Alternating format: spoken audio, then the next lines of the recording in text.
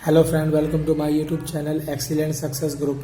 तो फ्रेंड, आज हम डिस्कस करेंगे क्लास 10th में chapter 10 circle exercise 10.2 question number 13। बोला गया सर क्वेश्चन नंबर 13 में prove that the opposite side of a quadrilateral circumscribing of a circle subtend supplementary angle at the centre of the circle. ठीक है friend, इसका कहने का मतलब क्या है कि कोई सर्कल है हमारे पास, जैसे कि मैं यहाँ पे बना देता हूँ, ये मेरा सर्कल है। ठीक है, इस सर्कल पे कोई क्वाड्रिलेटर बना हुआ है, जैसे कि थोड़ा सा टेढ़ा हो गया, ये कुछ ऐसे है,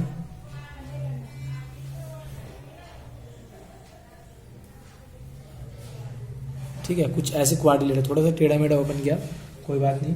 लेकिन ये जो क्वाड्रिलेटर है ABCD, ये मेरा सेंटर है। ठीक है फ्रेंड, सेंटर है। ठीक है, और ये क्या बोला, prove that the opposite side of a quadrilateral, यानी कि ये अपोजिट साइड है, AB के अपोजिट साइड CD, BC के अपोजिट साइड AD। ठीक है, circumscribing circle subtend supplementary angle at the centre, यानी कि जो सेंटर पे जो एंगल बनते हैं इनकी, ये और ये, यानी कि ये वाला एंगल और इस वाले एंगल, इन दोनों का सम कितना है, 180 डिग्री है। सप्लीमेंट्री मतलब 180, और इसका सम कितना है, 180 डिग्री। ये बात हमें प्रूफ करके दिखाओ। ठीक है फ्रेंड, तो क्वेश्चन मेरा ये है, इसे मान लेता हूँ मैं सेंटर O। ठीक है, ये मेरा सेंटर O हो गया। ठीक है, तो जो मेरे पास पहले गिवन पार्ट में उसको लिख देता हूँ, गिवन दिया है। ठीक है, late ABCD be the quadrilateral circumscribing the circle with center O। ठीक है, चतुर्भुज ABCD में, ठीक है, परिगत वृत्त जिसका केंद्र O है। ठीक है, और जो ABCD टचेज है, जो ABCD है वो इसको टच करता है, मान लो इस पॉइंट पे टच करता है, इसका नाम P ले लिया, यहाँ पे टच करता है Q, यहाँ पे टच करता है R, और यहाँ पे टच करता है S। इन पॉइंट का मान लिया ABCD touches the circle at the point P, Q, R and S। ABCD चतुर्भुज वृत्त को बिंदु P, Q, R और S पर स्पर्श करता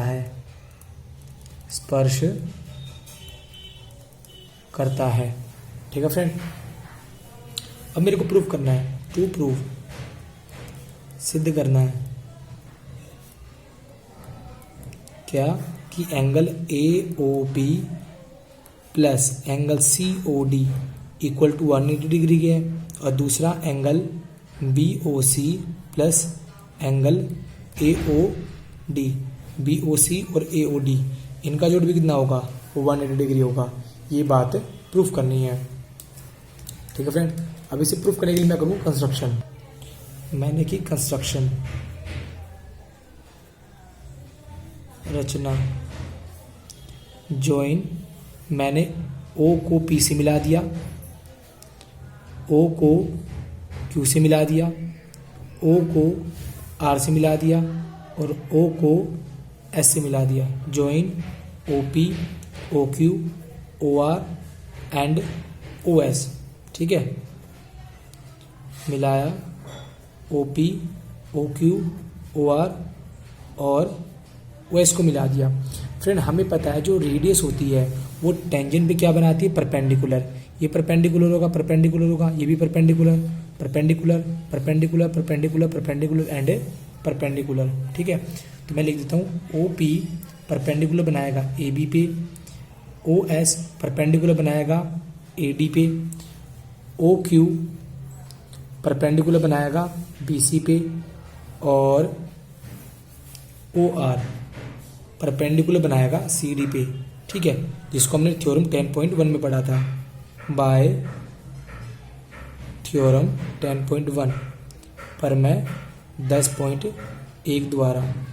ठीक है फ्रेंड, इतना होने के बाद मेरे पास दो ट्रायंगल है, इन दोनों ट्रायंगल को मैं नोट कर लेता हूँ। ठीक है फ्रेंड, मैंने दो ट्रायंगल लिए, पहला ये वाला ट्रायंगल, दूसरा ये वाला ट्रायंगल, इसका नाम है OSA, OSA, ठीक है, और दूसरा ट्रायंगल है OPA, OPA।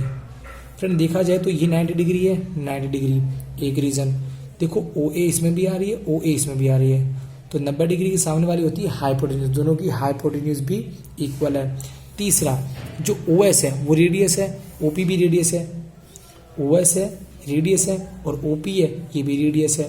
तो इस रूल से in triangle ASO and triangle APO में, ठीक है फ्रेंड, एंगल ASO इक्वल है APO के, ईच 90 डिग्री, प्रत्येक 90 डिग्री का है। एक रीजन, दोनों में AO कॉमन आ रहा है, ठीक है, कॉमन यानी कि उभयनिष्ठ। और तीसरा रीजन, OS इक्वल है OP के, radius of a same circle, radius of same circle, एक वृत्त की त्रिज्या, एक वृत्त की त्रिज्या है। ठीक है, तो पहले राइट एंगल आया, फिर हाइपोटेन्यूज आई और फिर साइड आई। इस रूल से ट्रायंगल ASO कॉन्ग्रुएंट होगा ट्रायंगल APO के बाय RHS। ठीक है, कॉन्ग्रुएंट हो गया। अगर दोनों ट्रायंगल कॉन्ग्रुएंट है तो सारे पार्ट क्या होंगे, इक्वल होंगे बाय CPCT। तो ये वाला जो एंगल है इक्वल होगा इस वाले एंगल के, मान लो इसे 1 मान लो, इसे 2 मान लो। ठीक है, एंगल 1 एंड 2, यहाँ लिखा मैंने एंगल 1 बराबर एंगल 2 के है, इसी क्वेश्चन नंबर 1 मान ली। और किसके इक्वल होगा ये, बाय CPCT, CPCT वजह से क्या होगा, इक्वल होगा। अब फ्रेंड जैसे मैंने इन दोनों एंगल को प्रूफ किया है कि दोनों कॉन्ग्रुएंट है और दोनों के एंगल इक्वल है, यानी कि ये वाला एंगल 1 और ये वाला एंगल 2, मैंने प्रूफ कर दिया कि दोनों एंगल क्या है, इक्वल है। तो सिमिलरली ये दोनों भी क्या होंगे, कॉन्ग्रुएंट होंगे। तो ये वाला एंगल 3 मान लिया, इसे मान लिया 4, दोनों इक्वल होंगे। ठीक है, फिर अगेन ये दोनों भी कॉन्ग्रुएंट होंगे, तो ये वाला एंगल 5 मान लो और ये वाला एंगल 6 मान लो, ये दोनों भी इक्वल होंगे। इसे मान लो 7 और इसे मान लो 8। ठीक है, 6 बराबर 7 होगा, ठीक है, और सॉरी 5 बराबर 6 होगा, 7 बराबर 8 होगा। तो मैं इसको लिख देता हूँ अगले पेज पे सिमिलरली करके, यहाँ लिख देता हूँ सिमिलरली, 1 और 2 को तो मैं कर चुका हूँ, एंगल 3 बराबर हो गया एंगल 4 के। ठीक है, इसको इक्वेशन नंबर 2 मान लिया। एंगल नंबर 5 बराबर हो गया एंगल 6 के, नंबर 3 मान लिया। और 7 बराबर हो गए 8 के, इसे नंबर 4 मान लिया। ठीक है, और नंबर 1 मेरा दे रखा था 1 बराबर 2 के, ये नंबर 1 था। ठीक है फ्रेंड, अब इतना करने के बाद हमें पता है कि ये पूरा एक सर्कल होता है वो 360 डिग्री का होता है। तो अगर मैं इन सारे एंगल को जोड़ दूं, 1 + 2 +, इन सारे एंगल को जोड़ दूं, एंगल 1 2 3 4 5 6 7 और 8, तो इनका जोड़ कितना होगा, 360 डिग्री। रीजन में आएगा क्या, सेंट्रल एंगल, हिंदी में लिखेंगे केंद्रीय कोण, क्योंकि मैंने पूरा एक राउंड कंप्लीट कर दिया है, सारे एंगल को जोड़ा ना, तो पूरा एक राउंड कंप्लीट होगा। और कंप्लीट एंगल कितने डिग्री का होता है, 360 डिग्री का। फिर मैंने लिखा यूजिंग 1 2 3 एंड 4, इन सब का यूज होगा। कैसे होगा, अब फ्रेंड पहले तो ये देखना हमें कि हमें किन एंगल को 180 डिग्री प्रूव करना है। हमें प्रूव करना है कि एंगल DOC और एंगल AOB, इनका जोड़ कितना करना है, 180 डिग्री करना है। बट AOB है, इसके पार्टीशन हो रहे हैं, कौन से एंगल में? ये डिवाइड हो रहा है 2 में और 3 में। एंगल COD के भी पार्टीशन हो रहे हैं। इसका पार्टीशन किस में हो रहा है? 7 में और 6 में। ठीक है। तो फ्रेंड मैंने ऐसा क्यों किया? क्योंकि हमें इन दोनों को 180 डिग्री प्रूव करना है, तो मेरे को पूरी इक्वेशन को कन्वर्ट करना है 7, 6 और 2, 3 में। ठीक है, पूरी इक्वेशन को किसमें कन्वर्ट करना है? 7, 6 और 2, 3 में। तो कन्वर्ट करना शुरू करते हैं। देखो एंगल 1, क्या एंगल 1 आ रहा है इनमें? नहीं आ रहा। तो 1 किसके बराबर है? 2 के। तो मैं 1 की जगह क्या लिख दूंगा? 2। 2 इसमें आ रहा है, 2 एज इट इज आ गया। 3 इसमें आ रहा है, हाँ आ रहा है, एज इट इज रह गया। 4, एंगल 4 इसमें नहीं आ रहा, तो 4 को चेंज कर देंगे। 4 किसके इक्वल है? 3 के। तो 4 की जगह कितना आ गया? 3। 5 आ रहा है, इसमें नहीं आ रहा। 5 किसके इक्वल है? 6 के। तो इसको चेंज कर देंगे। 6 इसमें आ रहा है, तो इसको एज इट इज लिख देंगे। 7 भी इसमें आ रहा है, एज इट इज लिख देंगे। 8 इसमें नहीं आ रहा, बट 8 किसके इक्वल है? 7 की। तो 8 की जगह क्या लिख दूंगा? 7 इक्वल टू 360। ठीक है, ये 2 बार रिपीट हुआ तो 2 टाइम्स लिख दिया। 2 बार रिपीट हुआ, 2 टाइम्स लिख दिया।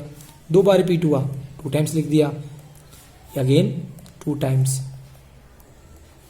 सब में से 2 कॉमन ले लिया। Angle 2 plus 3, angle 6 plus 7 multiply में है, किसमें आ जाएगा? डिवाइड में। अब फ्रेंड देखा जाए एंगल 2 प्लस 3, अगर 2 और 3 को जोड़ूंगा क्या बन जाएगा मेरा? Angle AOB। और ये 6 और 7 दोनों को जोड़ूं क्या बन जाएगा? COD। 2 का डिवाइड दिया, कितना है? 180 डिग्री। ठीक है फ्रेंड, इस इक्वेशन नंबर मैंने क्या मान लिया? 5 मान लिया। दोनों का जोड़ कितना आ गया? 180 डिग्री आ गया। मेरा एक पार्ट तो कंप्लीट हो गया, AOB प्लस में COD 180 डिग्री। दूसरे पार्ट के लिए देखो हम क्या करेंगे। अगेन फ्रेंड ये मेरा दे रखा है D, ये C, ये A और ये O। फ्रेंड हमें पता है इन चारों एंगल का सम कितना होगा? 360 डिग्री होगा। तो मैंने लिख दिया एंगल AOB, ये B है, प्लस एंगल BOC प्लस angle COD plus AOD equal होगा 360 डिग्री के। रीजन में आएगा सेंट्रल एंगल, केंद्रीय कोण। ठीक है फ्रेंड, अब हमने ऊपर पढ़ा था यूजिंग 5, समीकरण 5 से। देखो जरा AOB और COD इनका जोड़ कितना दे रखा? 180 डिग्री। बचा कौन? BOC plus AOD equal to 360। Plus का है उधर, किसका हो जाएगा? माइनस का। BOC प्लस AOD 360 माइनस में 180, BOC प्लस AOD इक्वल कितने का आ गया? 180 डिग्री के।